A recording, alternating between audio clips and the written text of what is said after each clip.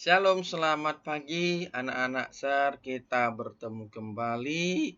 Kita belajar pendidikan agama Kristen. Dan untuk mengawali pembelajaran ini, mari kita bersatu di dalam doa. Ya Tuhan Yesus Kristus, kami mengucap syukur buat kebaikan-Mu, buat kasih-Mu. Hari ini kami gunakan untuk belajar. Tuhan, berikanlah kami hikmat, kebijaksanaan, supaya kami dapat mengerti, memahami, dan kami mau Tuhan melakukan apa yang kami pelajari dalam kehidupan kami sehari-hari. Kami mau menjadi berkat bagi keluarga, bagi sekolah, bangsa, dan negara kami. Tuhan, kami memohon kepadamu, berkatilah orang tua kami, guru-guru kami, bangsa dan negara kami. Tuhan Yesus, kami memohon kepadamu, mampukan kami untuk dapat melewati masa-masa pandemi ini. Dan kami Tuhan memohon kepadamu supaya pandemi COVID-19 ini dapat berlalu dari muka bumi kami. Inilah doa permohonan kami. Di dalam nama Tuhan Yesus Kristus kami sudah berdoa dan mengucap syukur. Haleluya. Amin. Anak-anak SER, hari ini kita akan belajar tentang relasi bermakna antara keluarga, gereja, dan sekolahku. Ya.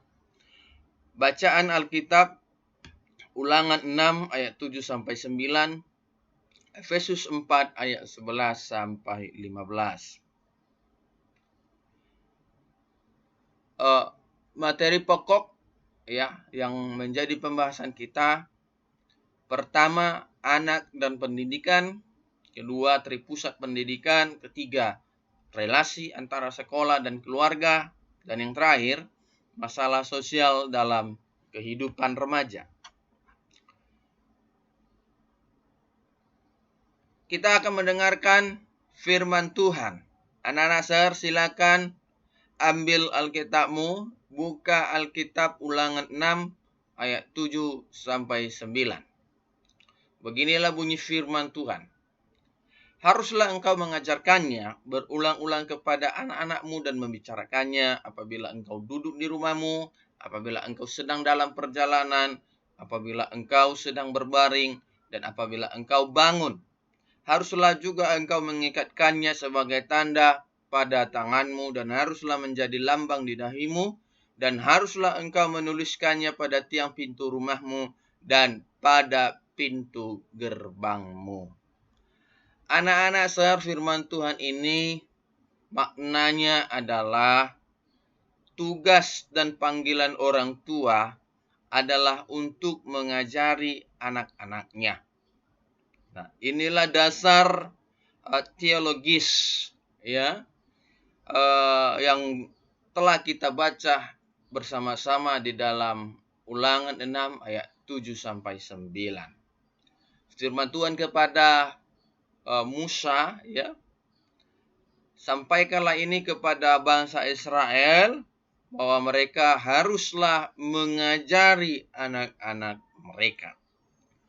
Jadi bersyukur kita kalau orang tua kita mengajari kita, ya, mendidik kita, membimbing kita agar menjadi pribadi yang kuat, takut akan Tuhan, menjadi pribadi yang memiliki keterampilan atau keahlian, karena semuanya itu dapat berguna untuk kita di masa depan, karena kita nggak tahu ya apa yang akan terjadi di kemudian hari. Jadi kalau kita diajar, dididik, ya kita mampu secara mandiri mengatasi masalah-masalah kita, dan kita dapat ya selalu mengandalkan Tuhan di dalam kehidupan kita. Nah, anak-anak SER, kita masuk kepada uraian materi ya. Kegiatan yang pertama ini kita akan belajar ya. Kamu mencurahkan pendapatmu. Nah, Apa itu, Sir? Ya, kemukakan menurut pendapat kamu, bagaimana seharusnya pendidikan yang baik bagi anak dan remaja di rumah dan di sekolah. Apa saja yang harus dipenuhi oleh keluarga maupun sekolahmu dalam dunia pendidikan? Bagaimana tanggapan kamu tentang pendidikan masa sekarang ini? Nah, ini tugasmu yang pertama, ya. Ini harus dikerjakan. Ya, kirimkan melalui WA pribadi, Sir. Nah, berikutnya nanti ada tugas kembali yang harus kamu kerjakan juga. Nah, tapi kita lanjutkan pembahasan kita ini, ya. Anak dan pendidikan. Nah, di dalam Alkitab, ya, sangat jelas, ya, dikatakan bahwa tugas orang tua mendidik anak-anak sejak kecil. Sebagai orang tua, dia harus mengajari anak-anaknya. Supaya apa? Supaya tumbuh menjadi pribadi yang kuat, baik secara intelektual maupun kepribadian, terlebih dalam nilai ketaatan terhadap Tuhan. Jadi tugas orang tua, anak-anak, Sir, untuk mengajari kamu, ya. Jadi kalau orang tua yang mau selalu mengajari anaknya dan anaknya mau mendengarkan pengajaran dari orang tuanya, anak tersebutlah yang disebut anak yang berbahagia. Kenapa saya katakan berbahagia? Karena anak ini akan menjadi pribadi yang kuat, ya, akan memiliki pengetahuan dan kepribadian yang baik, ya, sehingga, ya, dia dapat mengatasi berbagai persoalannya dan menjadi pribadi yang taat terhadap Tuhan. Nah, kita ini anak-anak, Sir, ya, selain kita mendapatkan pengajaran didikan dari orang tua, kita juga disekolahkan orang tua kita supaya apa? Dapat berkembang, ya. Ya, segala potensi yang ada dalam diri kita, ya, dan dapat mendukung proses pembentukan dan pertumbuhan kita dalam segala aspek kehidupan kita. Ya. Jadi kamu ini, ya, adalah titipan dari Tuhan, ya, yang dipercayakan oleh Tuhan kepada orang tuamu. Jadi kamu itu adalah pribadi yang memiliki potensi yang luar biasa, ya. Jadi potensi-potensi itulah yang harus, ya, dikembangkan. Apa aja itu, Sir? Ya, potensi kognitif, ya, intelektual, afektif, moral, spiritual, dan psikomotorik atau keterampilan.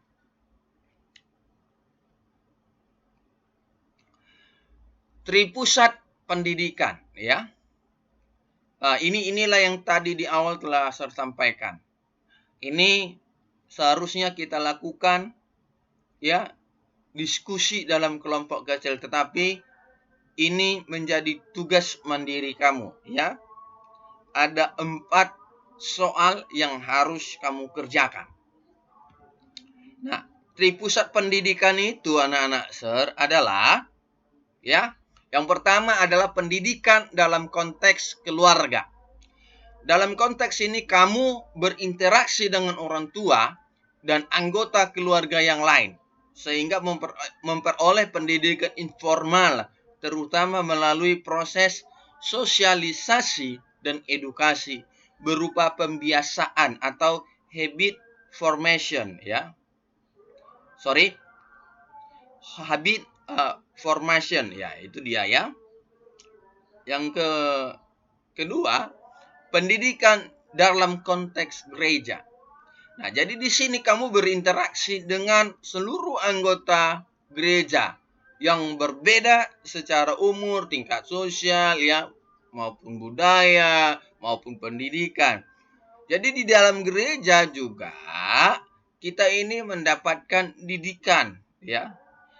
Jadi kamu itu memperoleh pendidikan non formal atau pendidikan di luar sekolah yang berupa berbagai pengalaman hidup. Nah, agar gereja dapat melakukan eksistensinya, maka seharusnya generasi muda ya perlu mendapat warisan atau penerusan baik nilai-nilai, sikap, pengetahuan, keterampilan, dan bentuk kelakuan lainnya sesuai dengan dasar-dasar Kristiani.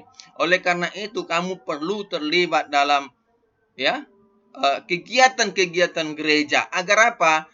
Agar dapat berkembang kepribadianmu, kepribadian yang sehat secara Kristiani.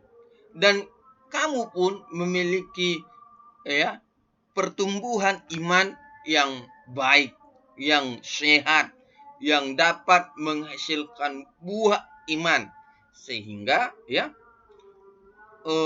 kehidupanmu dapat menginspirasi orang dan menjadi teladan dalam kehidupanmu sehari-hari. Terakhir, pendidikan dalam konteks sekolah. Nah, jadi di sekolah kamu mendapatkan pendidikan formal, artinya pendidikan di sekolah itu kan sudah terprogram, terjabarkan dengan tetap, yang berupa pengetahuan, nilai-nilai, keterampilan, maupun sikap terhadap mata pelajaran. Jadi di sini kamu berinteraksi dengan lingkungan yang lebih luas, Kamu berinteraksi dengan teman-temanmu, kamu berinteraksi dengan guru-guru kamu, Jadi aspek-aspek penting yang mempengaruhi perkembangan kamu di sekolah, itu berupa bahan-bahan pengajaran, teman, sahabat, peserta didik, guru, serta para pegawai. Anak-anak Sir, di sekolah, kita dapat belajar banyak hal, Sekolah itu apa, Sir? Sekolah adalah sebuah lembaga yang dirancang untuk pembelajaran peserta didik di bawah pengawasan guru. Apa fungsi sekolah, Sir? Untuk mengembangkan kemampuan dan membentuk watak serta peradaban anak bangsa yang bermartabat dalam rangka mencerdaskan kehidupan bangsa. Jadi tujuannya apa, Sir? Untuk mengembangkan potensi peserta didik agar menjadi manusia yang beriman dan bertakwa kepada Tuhan yang Maha Esa, berakhlak mulia, sehat, berilmu, cakap, kreatif, mandiri, dan menjadi warga negara yang bertanggung jawab.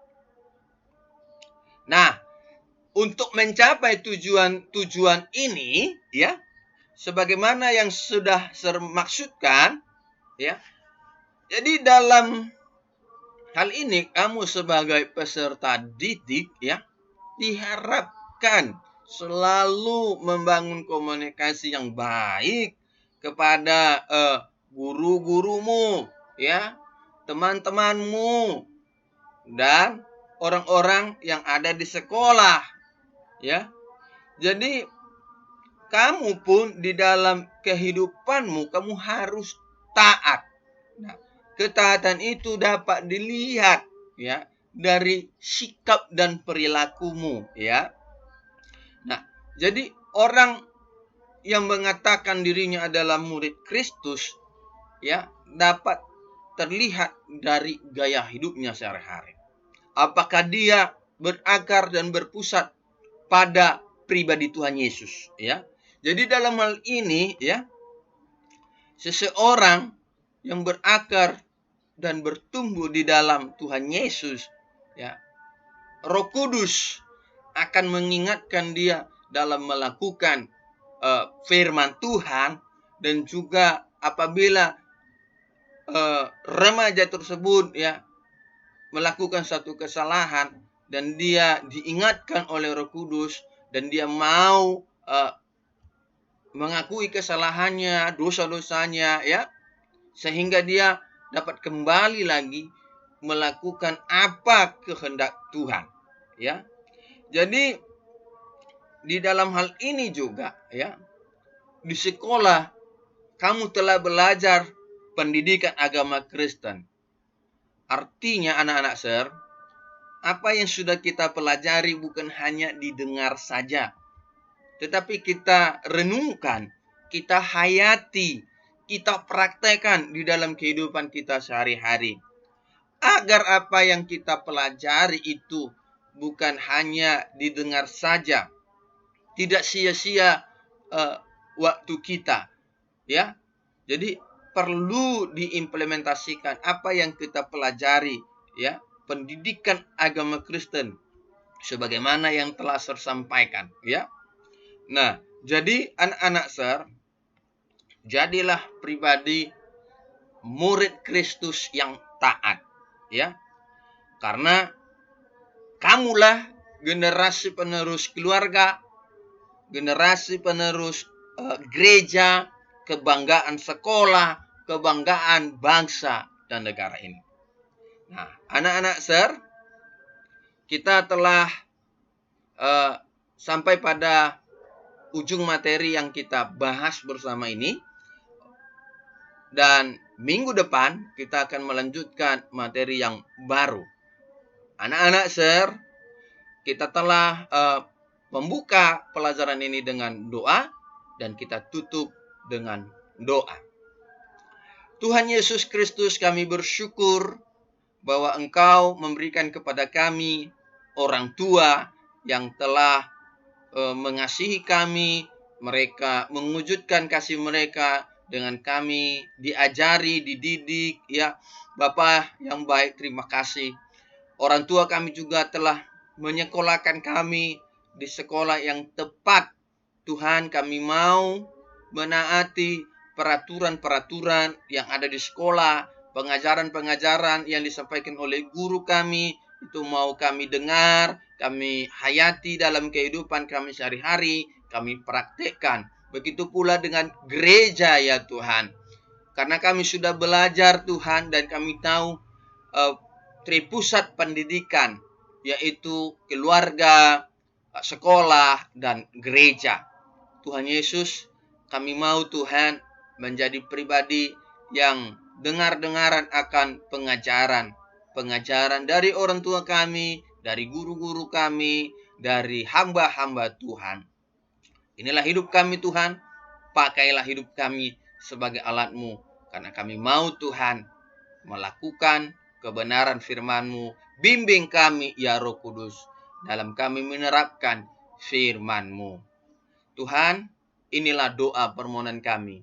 Di dalam nama Tuhan Yesus Kristus, kami sudah berdoa dan mengucap syukur. Haleluya. Amin.